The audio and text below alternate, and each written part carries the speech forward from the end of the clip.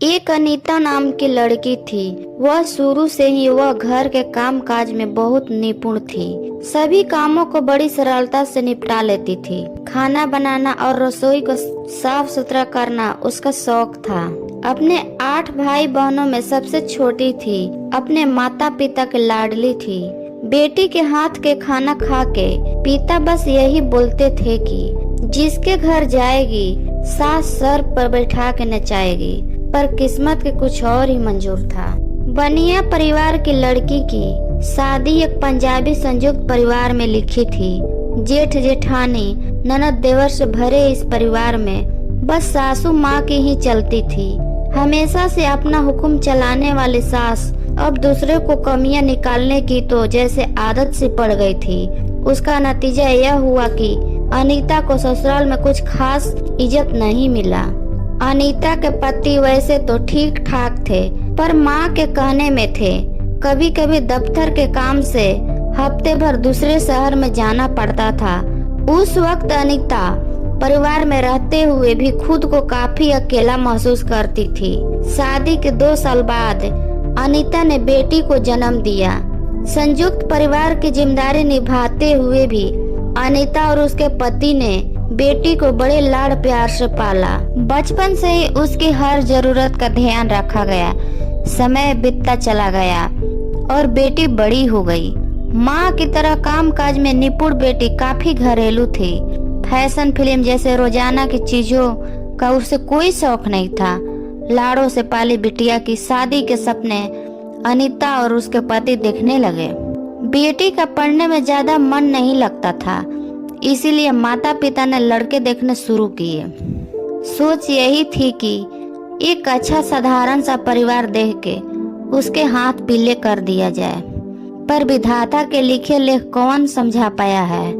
1-2 रिश्ते ही देखे थे कि रिश्तेदारी में ही एक रिश्ता आया। लड़का मेहनती और शरीफ बताया गया। लड़के अपनी माँ के साथ रहता था।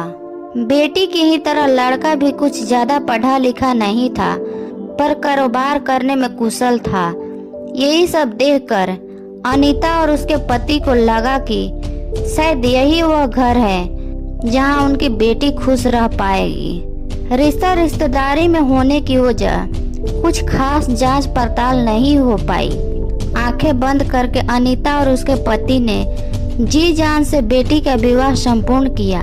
इस बात से बेखबर था कि बेटी की मुश्किलें बस शुरू ही हुई थी। लड़के का परिवार पंजाबी था।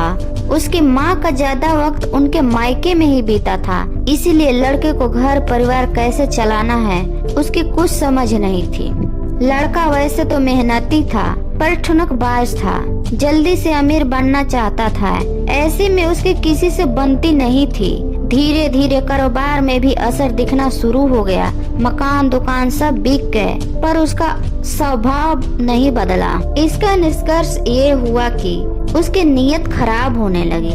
ससुराल के पैसे पर उसका मन अटकने लगा। धीरे धीरे उसने अनीता के बेटी को बहला फुसला कर तंग करना शुरू किया।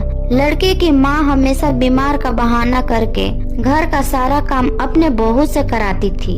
घर और बाहर का काम करके अनीता के बेटी कोहलू का बैल बन गई। उसका चेहरा काला पड़ गया और शरीर कमजोर हो गया।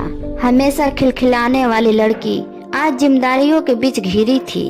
अच्छे पालन पोषण और अच्छे संस्कार में पली अनीता की बिटिया इसी को अपना नसीब मानकर सब दुख छुपाकर झेलती रही। अनीता और उसके पति ने उसे वापस बुलाने की काफी कोशिश करी, पर वह नहीं मानी। आज इस बात को 12 साल हो गए और कहानी वहीं की वहीं है। अनीता इस सब के लिए खुद का जिम्मेदार मानती है। उसे लगता है कि उसने बेटी के शादी करने में काफी जल्दबाजी दिखाई। अनीता यही सब सोच सोच के बीमार होती जा रही है। उसकी चिंताएं बेटी को लेके कम ही नहीं होती। आज ऐसा वक्त आ गया है कि अनीता को शादी के नाम से चिढ़ सी हो गई है।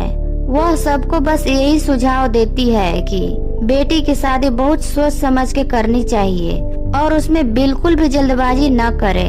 हो सके तो बेटी को अपने पैरों पर खड़ा करे और फिर उसकी शादी का सोचे। माँ बाप तो हमेशा बेटियों को सुखी ही देखना चाहते हैं, पर वे ये भूल जाते हैं कि वे बच्चों के जन्म के साथी हैं, कर्म के नहीं। मैं आपसे पूछना चाहती हूँ, क्या सच में ये अनीता की गलती है? उसने तो माँ होने के सारे फर्ज निभाए, पर बेटी की किस्मतों में सुख नहीं था, तो इसमें अनीता का क्या दोष? क्या जीवन भर इसके लिए खुद को सजा देना सही है? अनीता जैसी न जाने कितनी महिलाएं होंगी जो इस दुख से गुजर रही होंगी। अगर आप अनीता की जगह होती तो क्या करती? कमेंट करके जरूर बताएं दोस्तों।